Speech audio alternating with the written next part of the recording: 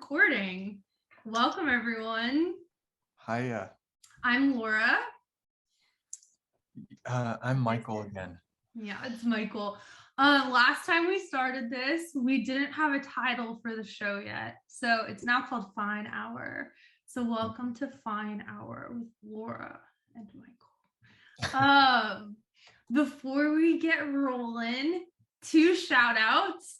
We would like to say thank you to our very dear mutual friend, Allison Inman, who has given us, who was the first person to give extremely warm and positive feedback and to listen to the entire thing, which was dope.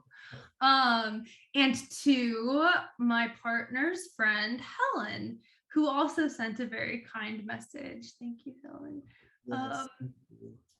So we're going in pretty cold again, but just to remind people what the premise is, before we started this show, Michael and I had not talked to each other in over 7 years, and we've been trying as hard as we can to force ourselves not to talk to each other in between episodes, other than just for like logistical stuff, like here's the Zoom link, what time do you want to do, etc.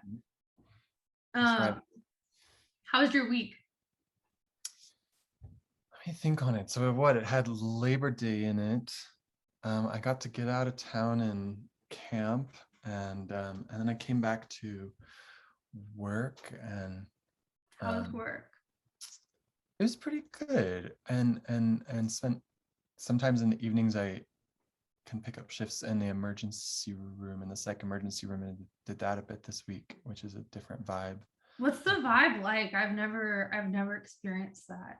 Yeah, it's like, this makes me think of when someone reaches out to me, like calls or texts or something, and then I'll reply and say like, oh, I'm at the psych emergency room, I'll call you later or whatever. But I have to sometimes remind people that I'm working there, because anyone can need it at any time, myself included. So the vibe, I mean, I love the staff. I mean, we're all in person, which like so much of last year for a lot of people, myself included, was virtual. So it's just nice to like be in a room with people. I mean, people's crises can vary from like, something that wouldn't make everyone else seek emergency care, just to like, okay, they're in a state of mind that like, wow, I've never seen before. So you kind of never know. And in terms of like the spectrum of psychiatric emergencies that you experience, is that spectrum pretty broad? It's interesting to think of how the individual conceptualizes what is an emergency. I've never thought of that, because I always assume there's just some standard that exists, Right. Yeah, exactly. Like, I mean, there's classic things that, yeah, anyone would look at and go like, holy crap, like they need, oh, I don't feel safe right now. There's a, and we, help as best we can. Other times, yeah, I mean, whether it's because they're a younger person or whether it's because of just how everything's hitting someone at that time, that, yeah, or even kind of seeking emergency assistance for kind of unusual things, like, oh, I just kind of thought this was someplace I could talk to someone or something, Do people get turned away if they don't meet the criteria for an emergency? No, people get triaged. So depending how busy things are, it might be a while to try and tone down the like things that need attention right now versus things that can wait. But when do people sometimes if people are being brought, like they're like waiting outside in an ambulance or a cop car or something, then I think they end up, if they're waiting a long time, they might end up seeking help elsewhere. But no, it's illegal to turn people away from emergency care. Oh, I didn't know. Okay, Yeah. That makes sense. Right, Yeah. because it's the ER, even though it's psychiatric. Okay, that makes sense. Yeah. It's called like EMTALA or something. Yeah. Yeah. Well, kind of related to that, I had like a medically tumultuous week that may be continuing into next week. I will tell you, I almost called this off this week, but I was like, I'm gonna see how I feel in the evening on Friday and on Saturday morning. And actually I'm stoked that I'm here right now because it's great. I've been having like what happened? I mean, I'm sorry to hear that. Yeah, I mean, I don't want to go in too much detail, not because I'm averse to it, just because I think people find it boring. Because I have PTSD, I have what I've recently learned are dissociative episodes that I used to call panic attacks, which is what I thought they were. But it'll be this like physical paralysis feeling where like my whole like I feel like a rabbit. You ever see a rabbit where when like I'll be walking my dog and a rabbit will get so scared that it forgets to run away from the dog and it just sits there and you're like, go, go, go, you know? Yeah, So my dog would, so yeah. that's like the closest, the most analogous thing that I can identify to like the symptom that I have. So shit got really bananas at my work because I work at a very turbulent place, and that probably contributed to it, and some shit with my family, and I just had some scary stuff happen. But I'm actually feeling wonderful right now. I attribute it to the fact that I went and got my nails done this morning. They look And fun. thank Wait, you. I want to see them again. Okay. To me, oh, good. This color and shape is like the platonic ideal of nails. I'm stoked on them. But that was one thing I wanted to tell you about was this nail salon that I go to because this is like it's so in my line of work and probably in yours too, I always have like people talking about like inclusive spaces. Like that's a buzzword in everything that I do. There and in the music scene to an extent too, like, oh, we're creating an inclusive space. Like this is an inclusive space. And like not to impugn the ambitions of the people who want to create those in those milieu, but I don't think that they often live up to what their nomenclature suggests they are. So this salon that I go to, so many woke verbiages. Yeah, like woke. It's yeah, like woke inclusive spaces, which really means like you know, you ascribe to the same kind of, again, social orthodoxy that the other people in the space do. But this fucking nail salon, so it's owned by these two sisters, and sometimes their nephew helps them, but otherwise that's it. They don't have like staff. Which is good because nail salons, as I'm sure some folks know, can be like a real hotbed of like labor abuse, especially with people who are on visas working at them. But this is just these two sisters with no employees, and it's like the dive bar of nail salons that exist. Like I can't describe the like hoarder aesthetic inside. Like they don't have the typical shit you would have at a nail salon, like a thing on a spinner where you pick stuff out or like whatever. Wait, what is that? I don't know what that is. So like when you go to get like gels or acrylics or like a dip, they have these like spinner things with like little examples and you like show them the one you want. This is like a free-for-all. And at all the salon like stations, they have like if you open the drawers where you would usually keep like nail manicure supplies, they're just like full of paperwork that like they can't even open the drawers, and there's just like piles of cleaning supplies everywhere. It's like I'm getting the vibe. It's like my place. It's like it feels, it's like a bachelor pad nail salon. It's trashed, and they're so fucking fun. And the people who come there, like their clientele baffles me. Like the most actual diverse group of people that I encounter. I go on Saturday mornings at 9 a.m. typically, sometimes Fridays if I can weasel my way out of work. But they'll have like a few times ago I was there, And there were this couple, these two women who had driven up from Virginia for some reason that didn't entirely make sense to me. And one of them didn't have any teeth, and they had a baby with them who I assumed naturally was their child. Although through the course of sitting there and listening to them, I gradually realized it was just someone else's baby. It's just in their charge, and they're just feeding it cookies. And then the owners always have like their family in Vietnam on Skype, just like kids in Vietnam there all the time, which is like really fun.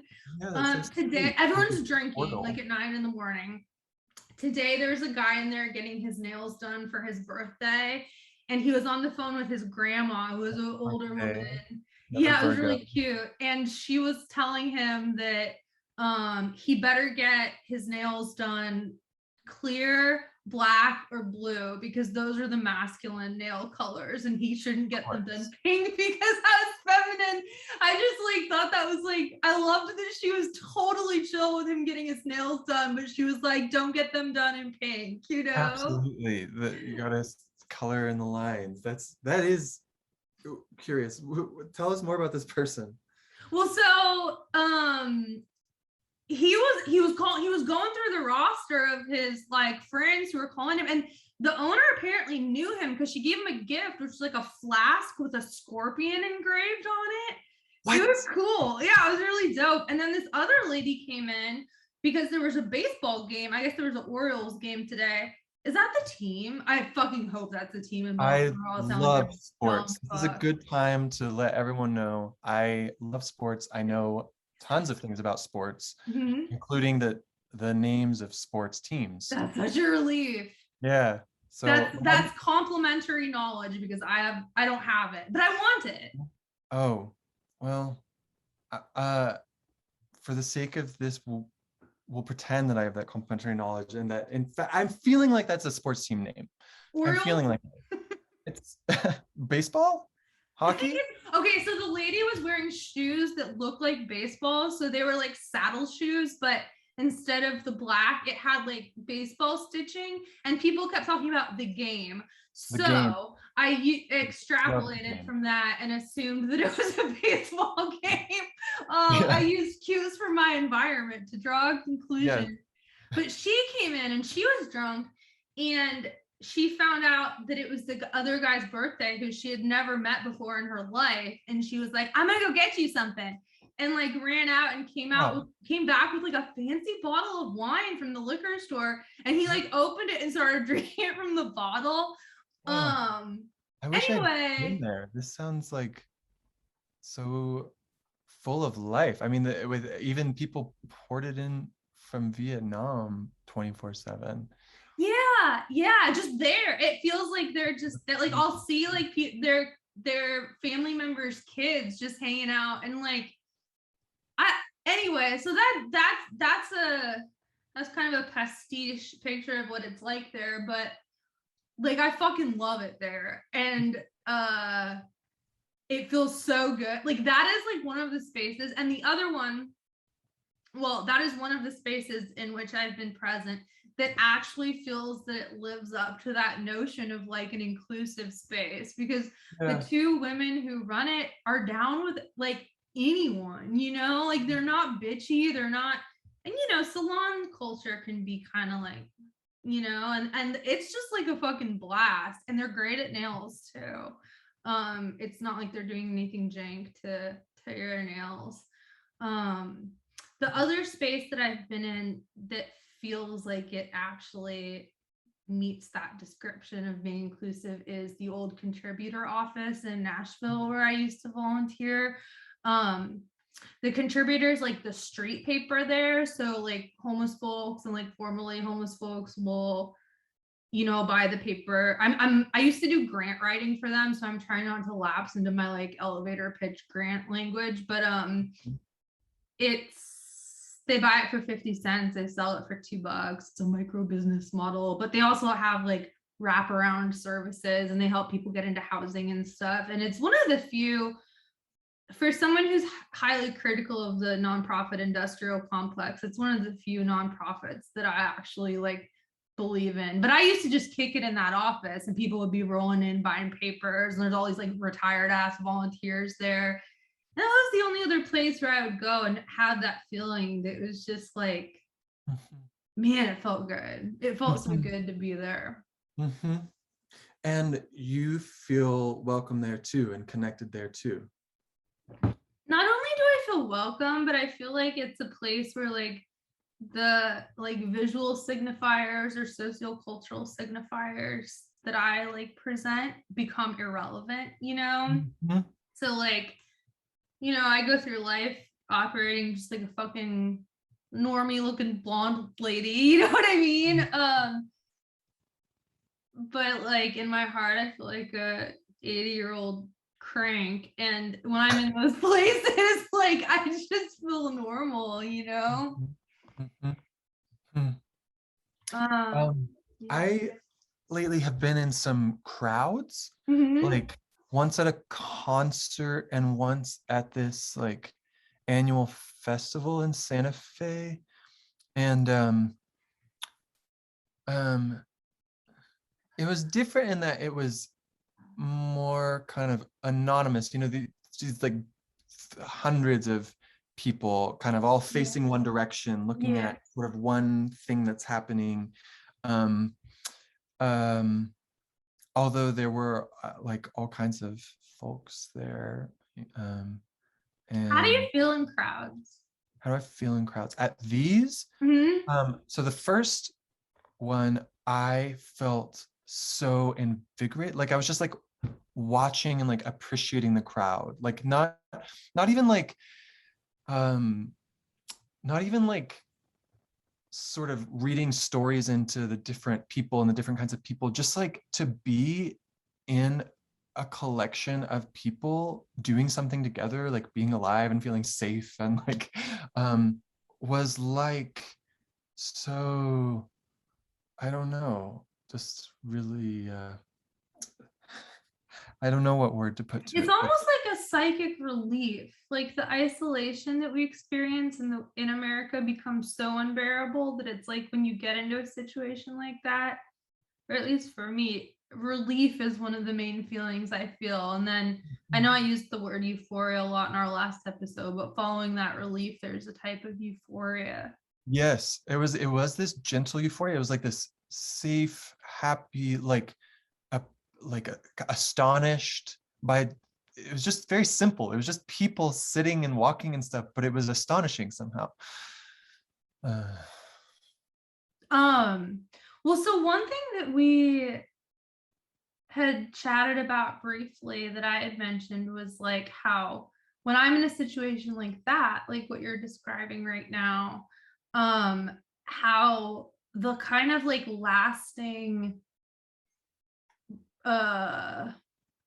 physical sensation, I'm like reluctant to call it happiness, but whatever it is that follows that is so much more effective than any form of therapy to which I've ever been subjected. And like that kind of is a good transition because I really wanted to talk to you about therapy in general. So my position is that psychiatry has helped me a lot, and I have a very deep personal interest in psychoanalysis, which I think can have some like very wonderful things. But most contemporary therapy in America that's covered by insurance is cognitive behavioral therapy, which I've read about, which I've undergone with multiple practitioners, which I have friends who have done, and I think cognitive behavioral therapy is kind of awful. I don't know. Do you want to say anything before I start ranting? Because I know I can be a bit of a ranter. Sure.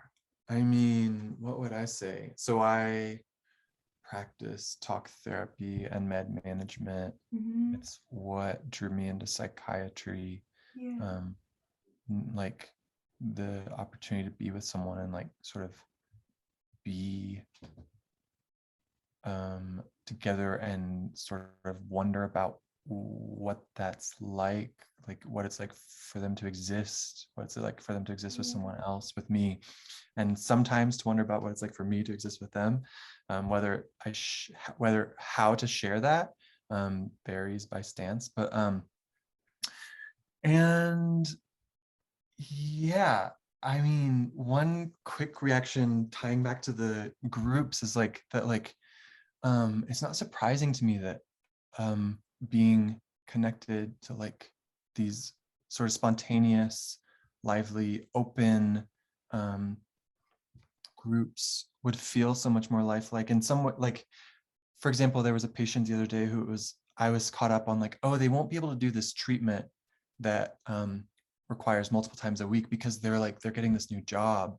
And someone I was talking to was like, yeah, their new job might help them feel a lot better than coming to that treatment every day. Like that's kind of the desired outcome of like even doing a treatment every day, not necessarily a job, although that helps, but like activity, like being alive and present and connected to things. So yeah, I've probably said too much already, but not at all. Well, it's interesting that you brought up what like sounds like a type of curiosity, which was what got you into it. And it's funny because that's one of my substantial critiques of CBT, is that I think that psychoanalysis, and there are tons of reasonable critiques of psychoanalysis too, but I think the foundation of psychoanalysis is curiosity. And it's like a longitudinal process of curiosity about, the self and one's consciousness. Whereas cognitive behavioral therapy, I've found, is very anti-curiosity, because it has such a short time frame for its purported efficacy. They always say like cognitive behavioral therapy can work in as little as 12 weeks, which insurance companies, of course, are just like, hell yeah, like get them out of there. Like fix them. But because of that, like, and because it focuses so much on behavioral modification rather than curiosity about the self, it's a very like, what I experience is a very anti-curiosity practice. And what so many therapists have said to me is like, it doesn't matter why you have these feelings, like what matters is your response to them. And I think about how creepy that is. And it's like, well, why is that? Like, why I experience them unimportant, whereas my response is?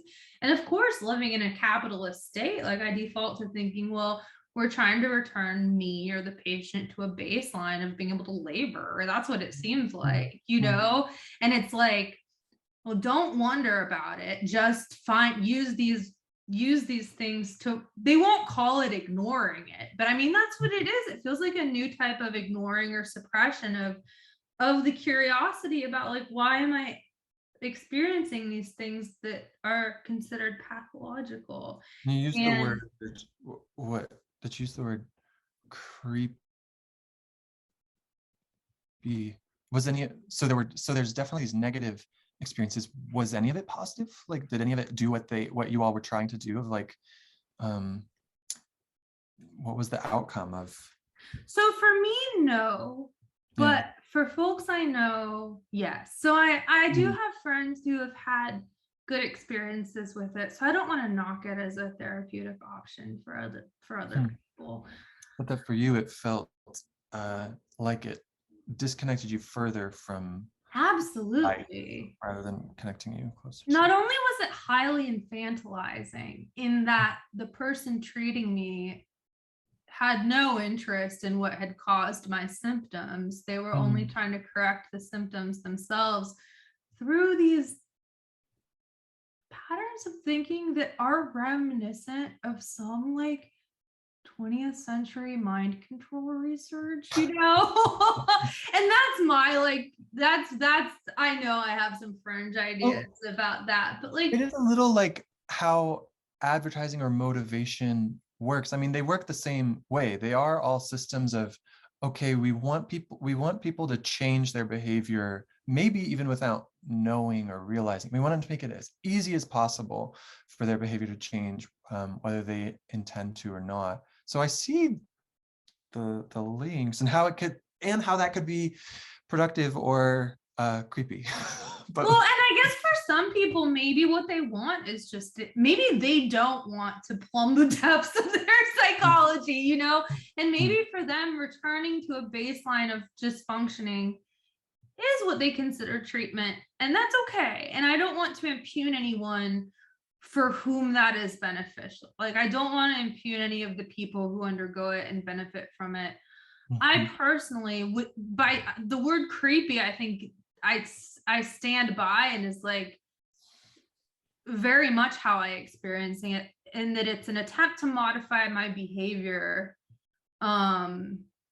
without any interest in the genuinely scary and like not solely individual things that have caused the pathology. You know, it's such an intricate network of like personal history and trauma, but also like collective trauma as citizens of this country, you know.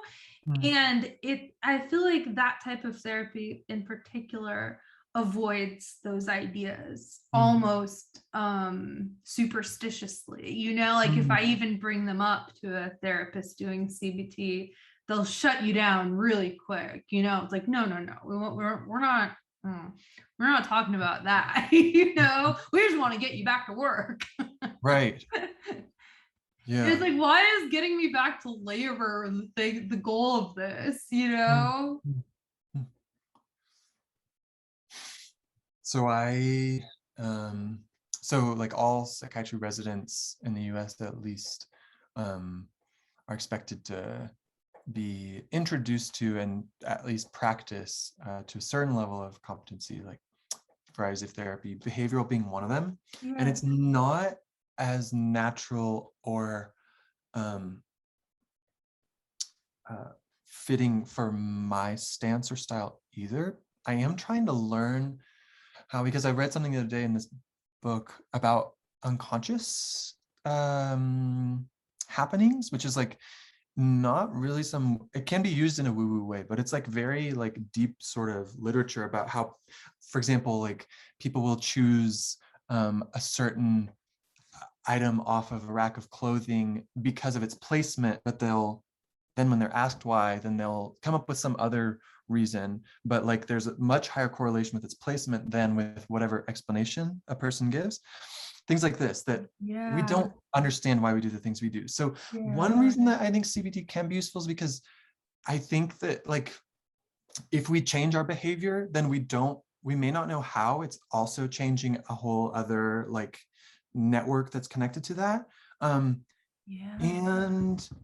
I think it might not feel that way in therapy if the stance and the connection is more about, just like pulling levers and like, which is, more machine, like, which we're trying to get people to become not a machine or a zombie anymore, but to become themselves. And that's so interesting though. So what you're describing is a phenomenon by which, like, once a behavior is altered, one's narrative about oneself might be altered too as a result of that behavioral alteration. Their narrative or even their feelings or our thought process is that I think it wasn't redundant, but they were using some language about how basically just our brain networks, like we reuse neurons. So like we might accidentally, by changing a behavior, change other things like a thought, a feeling, a trauma response, a belief, or whatever. And you don't even have to get into neuroscience necessarily to think. Like I have a friend who's super into nutrition for mental health, which I think has chemical foundation, but also we talked about meal boxes before. If you change the way you do something 3 times a day, you're changing your life in an enormous way, or we are changing our life in an enormous way. So our life is going to change. And even just that boost of like changeness who knows how far that goes. So I'm finding myself— I wonder though, like if the practitioner, so that makes a lot of sense to me, but like, don't you feel that in cognitive behavioral therapy, putting the power or control into the hands of the mental health practitioner to dictate the parameters of the behavioral change and thus change the narrative or self-concept or feelings of the individual, rather than dignifying that person's selfhood, is kind of taking it from them in a way. Whoa. So in the experiences that you had, it was more sort of top down, that like they would kind of pull the levers for you or say, this is what you need. I know what you need. Yeah. And kind I of mean, like even just talking to me, I'm sure anyone watching this can imagine I'm a pretty difficult patient to deal with. I just like can't accept anything at face value. And I can be a bit oppositional. And which like has probably been really useful for you in a lot of places. Yeah. And I read a lot. So I'll come to them and I'll be like, I've been reading, like I enjoy, I'm not an expert in psychoanalysis. I've read like Jung, Freud, and like Heinz Kohut, you know, like I don't read that much, but like baller, that's baller. But I'll come in and I'll be like, I read this text and I think it can help me, blah, blah, blah.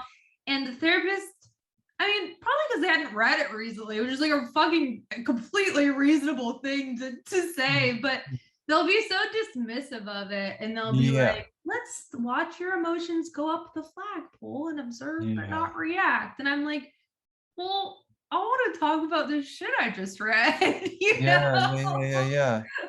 I love the word they use, dismissing, that you were bringing something to bring you together, and then they redirected to this other thing that could be attended to jointly, but it felt like total dismissal instead of like doing it something together.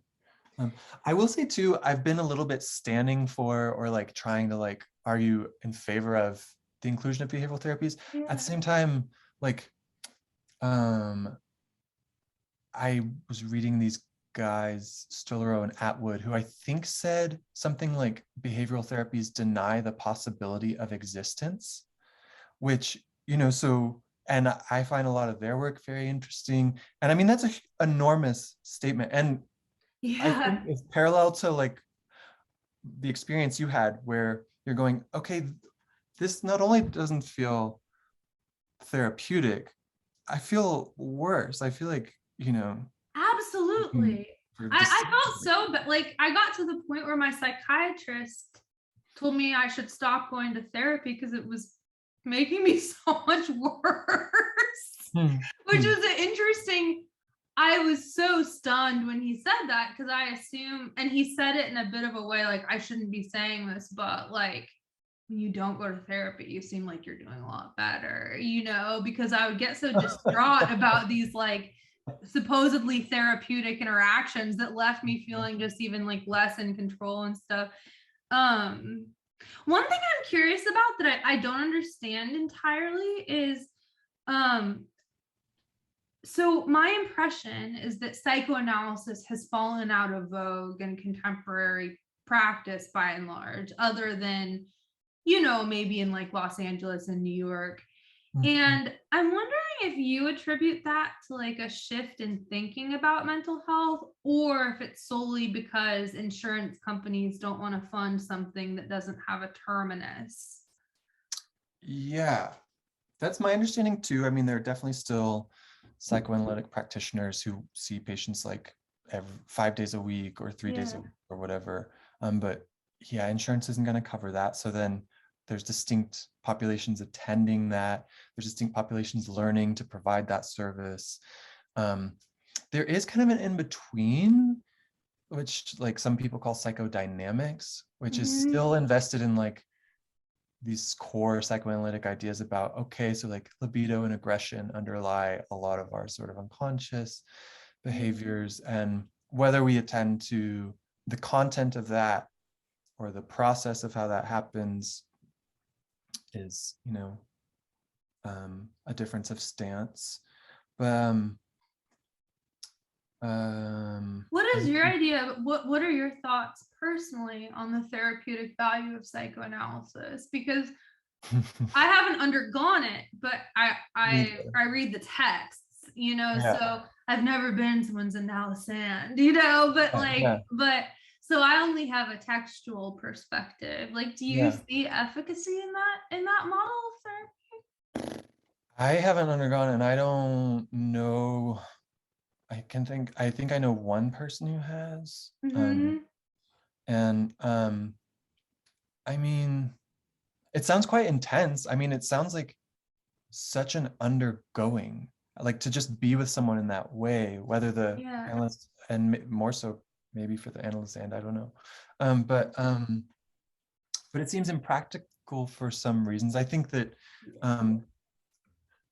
and also sometimes I think of the neutral, like Freudian stance as like a little bit neglecting, like a neglecting parent, like here I am bringing all this material, and then I can't even see their reaction. They might not even say anything, which I'm just imagining because I haven't undergone it, but it seems a bit provocative of like regression, which I guess is the idea, but is that, I don't know, it doesn't sound quite right to me. Like, that's great. Yeah, no, that's fascinating. And I guess that perhaps I don't know enough about the different branches of psychoanalysis. I do, like, for me, I find Freud much more accessible than Jung.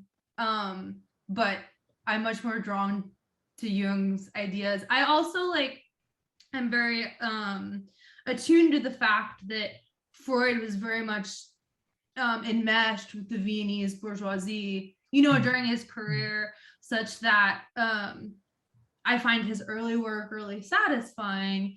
And after, I think and this might be wading into like way too political territory, about which I don't have enough information to speak convincingly, so I shouldn't say too much about this, but I think he ended up quite being a disclaimer. I think that, like, I think he back to talking about getting cucked by things. I think Freud got a little cucked by his, you know, his financial backers in Vienna, such that the work from the middle of his career I find extremely off-putting and almost kind of disgusting.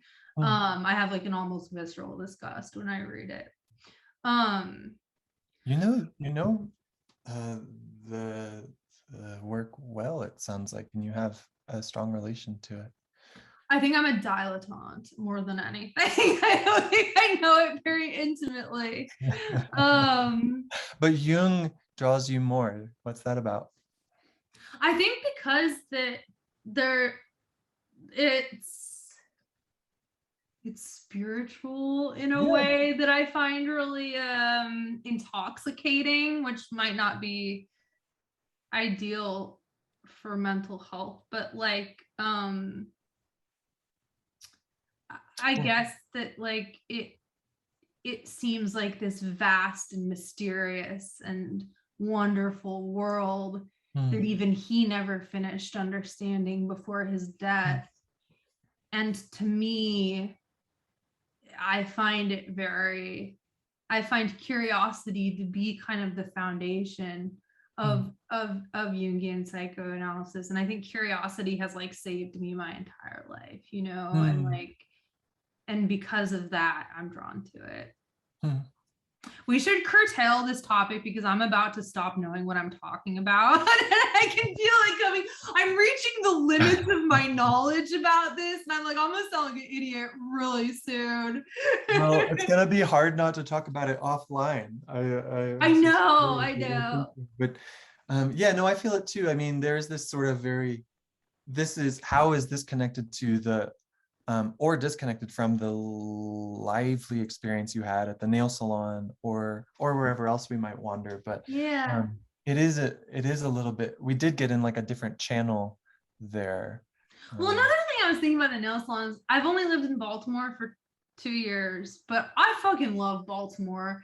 It's like, it's one of the best places I've ever been. And I was driving back from the salon this morning, and I was remembering a conversation I had a couple years ago. I was talking to a colleague who is someone who our more politically vocal friends may refer to as just like a member of the petty bourgeoisie, like is financially well off.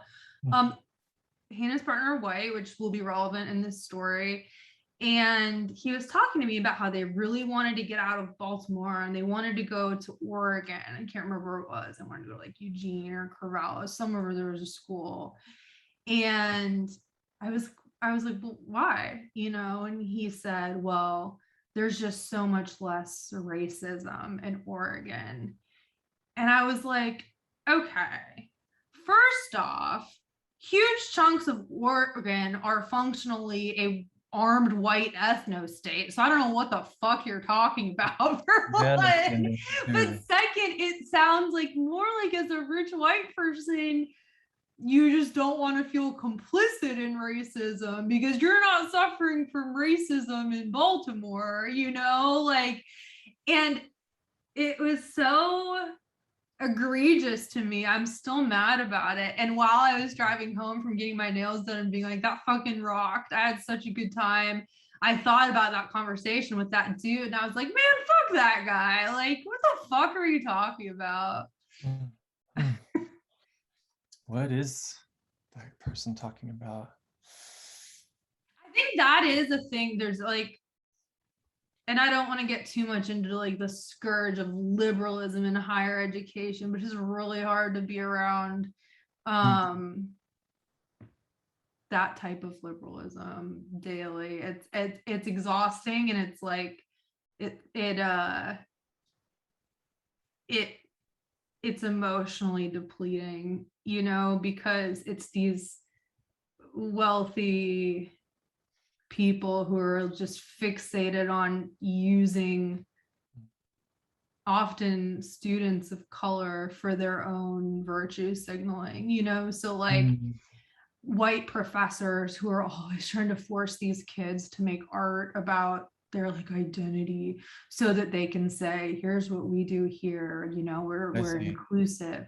And I had a conversation with a student once, just brilliant kid, he was like 18, and she and I were talking, and she was saying how what she wants to do is draw comics about Joan of Arc, but whenever she has a scholarship application or an assignment about identity that she has to do, she just phones it in and makes some shitty piece about her experience as a woman of color because she knows that that's what her audience of white liberals want. Whereas what she wants to be creating is this completely different thing.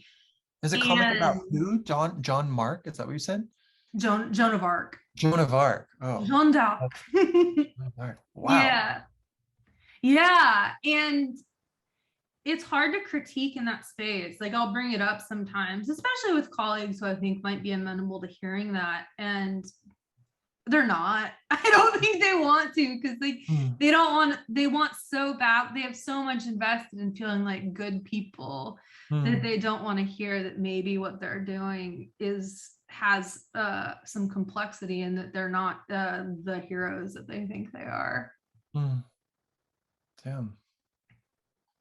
So we're at like 50 minutes. I'm a conversation monopolizer, but I could tell my crowd pleaser story that I had mentioned as filler. Should I do it? Right. This is like a complete pivot away from everything we were talking about. This is just story time. Are you down? Do I need popcorn? Do I need earmuffs? Or I don't even know what you're gonna need for this. Well, just steal yourself.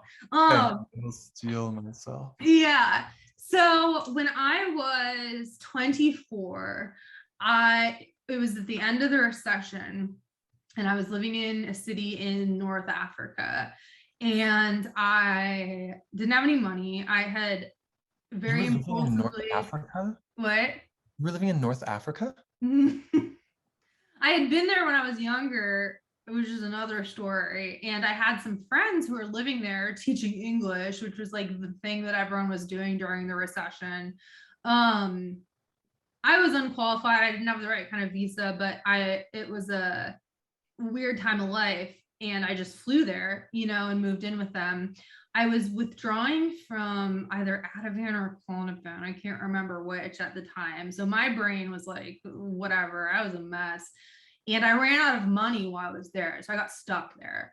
And I was finally able to get some money and get a plane ticket back to the States. But while I was there, I was living in a 2-bedroom, like roach infested apartment with 5 or 6 other American expatriates, depending what day it was. And I had started hooking up with one of them. And I guess to him, that meant we were dating. He didn't ask me, but he told his parents he had a new girlfriend. Mm-hmm. And he, I don't know if it's worth describing him in great detail. He was just a white guy. He liked to wear 2 condoms for reasons unknown to me. Wow. And I was in such like I was having like these derealization episodes. I was out of money. I was fucked, I was like fucked. And so I was like, I guess I'm this guy's girlfriend now at the time. So as I was headed back to the States, we kind of coordinated our flights, and he was like, do you want to come and stay with my family in Pennsylvania for a few days for the 4th of July? And I was like, yeah, okay. So I fly with this guy to Pennsylvania, and his family lives in this like very weird suburb, like one of those like 90s housing developments plopped in the middle of nowhere, with like those. You said to Pennsylvania? I'm trying to. Okay, mm-hmm. Got it. So with you went like McMansions and stuff. You're like jet lagged. You're like flying across the globe with. And I'd been taking codeine, so I would, because they sold codeine with Tylenol over the counter in Morocco. So I would do the thing where you put the pills in water, and you can soak out the acetaminophen because they separate in water, and just take the codeine. So that was like the thing that I was on at the time. I was like a fucking mess, Like just recreationally, or this was for you were in pain or like recovering? Well, the withdrawal from the benzos was pretty excruciating, and I think it was what I was doing because I was under no medical care whatsoever. I had been taking them for a couple years recreationally. I wasn't getting them from like a doctor or anything. And I think this was just like this is gonna help me feel better from that, What? Did it? No, of course. No. No, please. Made me feel disgusting. So I like show up in this like weird mini mansion that they keep at like 71 fucking degrees, like fucking freezing. And we're there. So he's an only child. He had gone to Waldorf school, which is something we should probably talk about in a subsequent episode. But I have a lot to say about Waldorf school, but also known as like illiteracy academy. But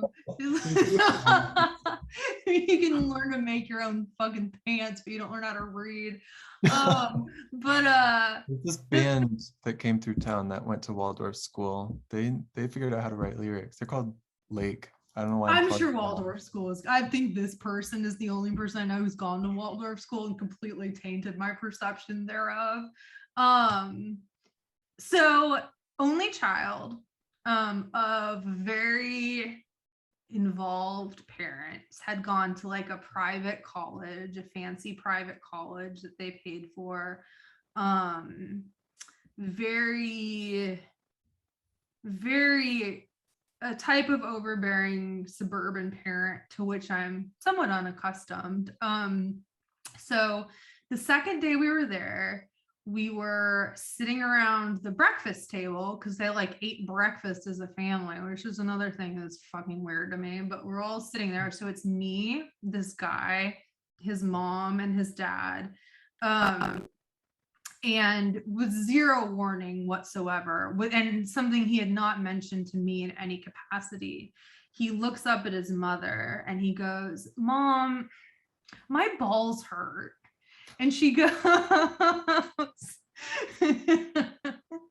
and she goes, "Which one, honey?" And he goes, "Both of them." and she goes, "I'm gonna call Dr. Pete right now." So she like gets on the phone and she's like, "Hi, yeah, Maddie's balls."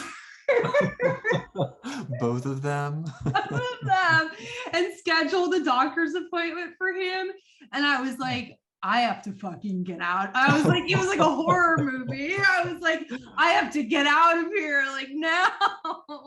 Yeah, when is he gonna start asking you to call the doctor right? for him? It's only a matter of time. And then in grad school, I put that in a story. I have an MFA. I went to story school, which is also a scam, but they pay you to go. You get a stipend. So it's like having a job. I got $26,000 a year to go to story school. Because if you get in, you get like you get tuition remission and you get a full stipend and like a fellowship and stuff. So that's the only reason I was there. I have absolutely no interest in contemporary literature, but I put that into a story. And they were like workshopping it, you know. That reminds me, I'm just gonna interject really quick. Yes, absolutely. Dream this week that you and me were hanging out with Lydia Davis. Really? We had to read her in grad school all the time. Well, she's haunting you still, because we were in this like half-built home and she was like changing elegant clothes and she gave us like soup in these like crystal vases and stuff. So anyway, Carl Jung would have a field day with that. We should do a Jungian dream analysis next time. But I put that whole thing verbatim, like I just told you, into a story, and everyone in the class was like, so this part just isn't really believable. You know, it seems a little bit much. It seems like there's a lot of hostility towards this character.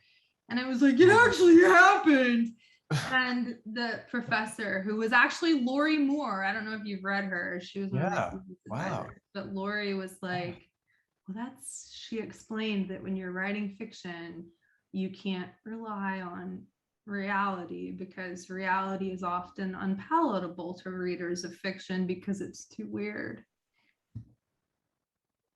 That might be a good place to end. I think so. Do you have anything else you'd like to say? I was a conversation dominator this time, even more than last time. So I'm thinking next episode, let's structure it like if you are open to this, could we structure it a little bit like an interview? Like I would love to interview you. Sure. I didn't feel dominated. I'm happy to try other this other way. And you know, I kind of went off into La La Land about like technicalities of I love it. Of therapy. So but I think people probably want to know you also. I was asked by one person if you were single, and I was like, sounds like you didn't watch the entire first episode, because we did in fact touch on that. But yeah, so next episode we will guarantee more Michael. That I will draw out with my my talent of interviewing people. Yes, and I will try not to stop her. Yeah, we'll talk soon. All right, everyone. So let's stay on Zoom for a sec per usual. I'm gonna pull the plug on the recording. Are we good? We're good. All right. Farewell. Farewell. Let me see if I know the button. We're off.